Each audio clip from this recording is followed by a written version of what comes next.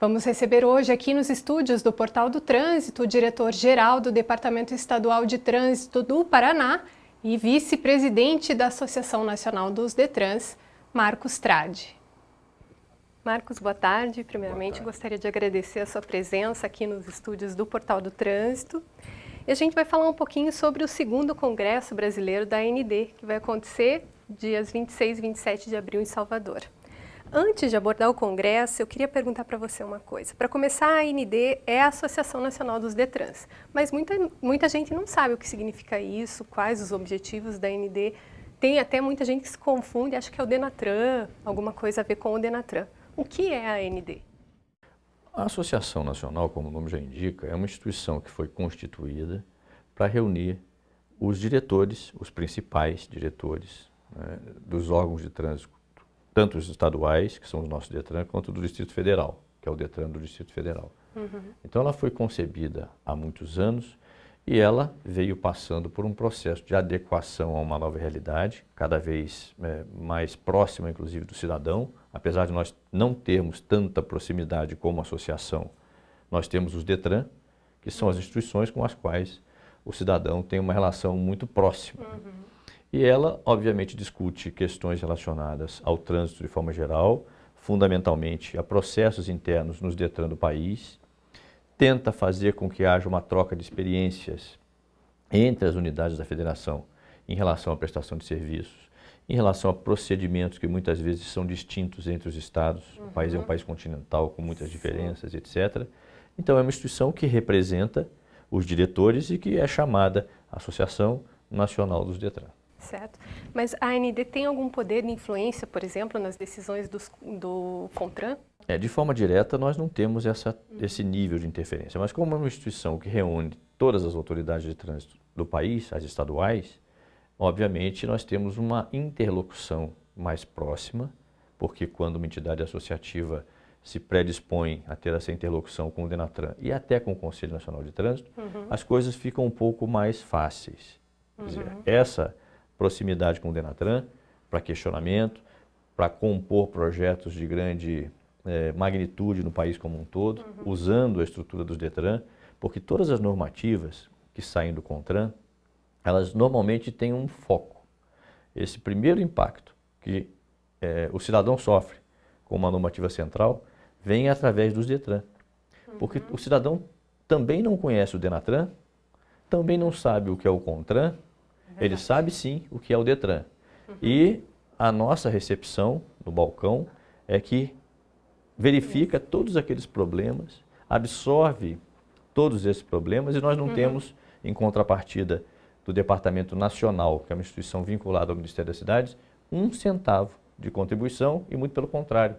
Muitas vezes é uma transferência de responsabilidades que gera custos e que nós temos que nos adequar a uma nova realidade. Então, tudo isso tem um impacto muito forte nos nossos DETRAN. Por isso que nós temos uma interlocução, pretendemos sempre continuar com essa interlocução, para que consigamos, pelo menos, fazer com que as normativas e a estratégia de implementação de medidas que muitas vezes eu também considero que são importantes, mas elas têm que ser um pouco mais compartilhadas com quem executa a política de trânsito lá na base, que são os DETRAN e muitas vezes os órgãos municipais de trânsito. Certo.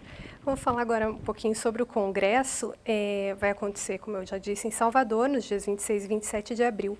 Quais os temas que serão abordados no Bom, nós Congresso? temos inúmeros temas que serão abordados nesse Congresso, desde o fato de nós tratarmos de um assunto interessante e importante, que é o sistema de identificação veicular, até aquilo que envolve a mobilidade, os diferentes modais, porque também nós nos predispusemos a elaborar um congresso, e o primeiro foi em Foz do Iguaçu, no ano de 2015, que passe a tratar não só das questões de trânsito, e fizemos o primeiro congresso em Foz do Iguaçu e tivemos 950 participantes, mas também, através desse congresso, passar a ter um olhar diferenciado sobre a importância dos DETRAN no país, não só como entidades de processamento de papéis, eminentemente cartoriais ou burocráticas, mas também como instituições que podem e devem ter uma responsabilidade conjunta com os municípios naquilo que diz respeito à mobilidade, por exemplo. Então, nós teremos temas relacionados à mobilidade.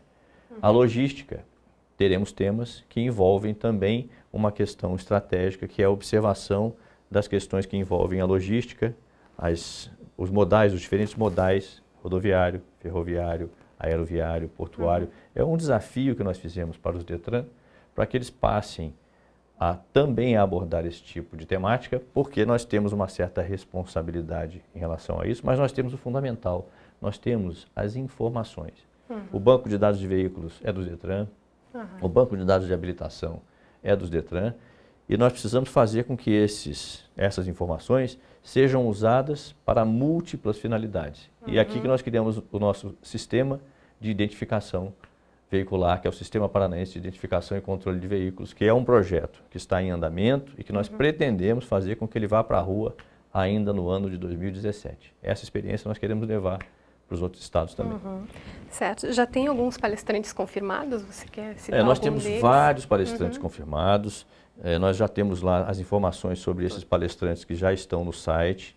O modelo que nós temos e que eu acho que é o mais apropriado é o modelo de mesas redondas, quer dizer, são painelistas que apresentam os seus pontos de vista, debatem entre si e interagem também com a plateia, com perguntas, e essa interlocução eu acho interessante, porque na plateia nós temos muitas pessoas que vão ao congresso e que são excelência em algum assunto e que o seu ponto de vista normalmente é um ponto de vista que tem que ser ponderado. É verdade. E as inscrições são abertas para o público em As geral? inscrições são abertas para o público em geral. Não é um público-alvo específico? Não. Não é para diretores de... Não. Público geral. Todos aqueles que têm algum tipo de relacionamento com o DETRAN, todos aqueles que têm algum tipo de interesse no tema mobilidade, que têm algum interesse no tema logística, trânsito. Então são agentes municipais de trânsito, estudantes de direito, de psicologia, porque tem uma relação muito próxima com as questões que envolvem trânsito. Até os estudantes de comunicação, jornalistas devem estar... Porque o trânsito, você mesmo como jornalista sabe que é uma coisa muito dinâmica, né? Toda hora tem uma demanda diferente. Com certeza. E também profissionais de diferentes áreas do conhecimento, economistas que estão envolvidos com a atividade de trânsito, pedagogos, psicólogos, médicos, enfim, é um congresso que... CFCs? Centros de Formação de Condutores, que são as nossas autoescolas, os despachantes, fabricantes de placas, inclusive muitos dos nossos patrocinadores, são patrocinadores obviamente privados, e que têm interesses na área de trânsito e expõem os seus produtos e serviços durante o nosso congresso. Bacana. Marcos, para concluir, a gente sabe que o DETRAN, que o órgão que determina as regras do trânsito brasileiro, como a formação de condutores, por exemplo, é o CONTRAN.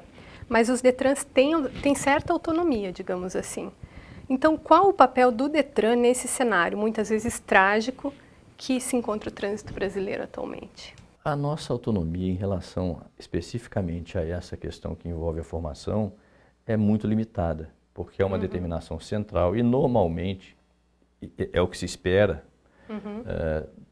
Tudo que diz respeito a essas normativas do processo de formação dos condutores, do processo de formação de instrutores, dos examinadores, são normativas que são debatidas nas câmaras temáticas.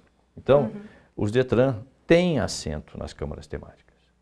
Assim como outras instituições compõem também o grupo de instituições que participam, debatem e dão sugestões sobre questões relacionadas a esse processo de formação.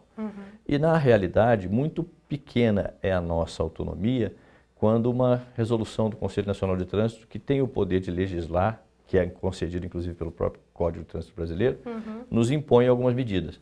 O que nós fazemos normalmente é, olha, essas medidas para serem executadas dessa forma, precisamos, ao invés de 120 dias, 180, negociar prazos e muitas vezes negociar conteúdo.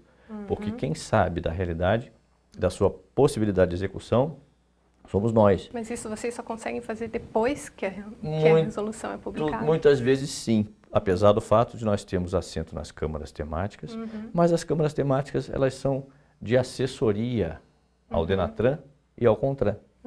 Então, nem sempre aquilo que é debatido na Câmara Temática é integralmente assumido pelos conselheiros, que se transforma numa resolução ou numa normativa que tem que ser cumprida. Por isso que nós sempre questionamos que nós devemos ter assento, os DETRAN devem ter assento no Conselho Nacional de Trânsito, assim como nós achamos que a Federação dos Municípios também deve ter, porque tudo que acontece no final das contas não acontece no Estado, acontece no município. Certo. perfeito? E não acontece no âmbito do Poder Executivo Central também, do Governo Federal. Então, quanto mais a gente ouve os municípios, tanto mais fácil é a adoção de medidas para a implementação das normativas que são emanadas pelo Conselho Nacional de Trânsito. Certo. Agradeço a tua participação, Marcos. Não sei se quer falar mais alguma coisa sobre o Congresso, alguma coisa que Eu queria convidar a todos a participar do nosso Congresso. É uma iniciativa da nossa gestão na Associação Nacional do Detrans. Agora nós temos um novo presidente, que é o Dr. Antônio Carlos, que é do Detran de Alagoas e que, obviamente, vai fazer um trabalho fantástico também, dando continuidade a essa interlocução política que a associação tem tido com os órgãos de trânsito, tanto os municipais quanto o governo federal. Fazer um convite que participem do nosso Congresso e que eu tenho certeza que vocês vão gostar tanto do Congresso quanto da cidade que acolhe, que é Salvador. É verdade. Eu não tenho a menor dúvida disso. Eu que agradeço pela gentileza do convite. Obrigada. Acompanhe em breve novas reportagens sobre o Congresso Nacional da AND e também os vídeos das palestras do primeiro congresso que aconteceu o ano passado em Foz do Iguaçu.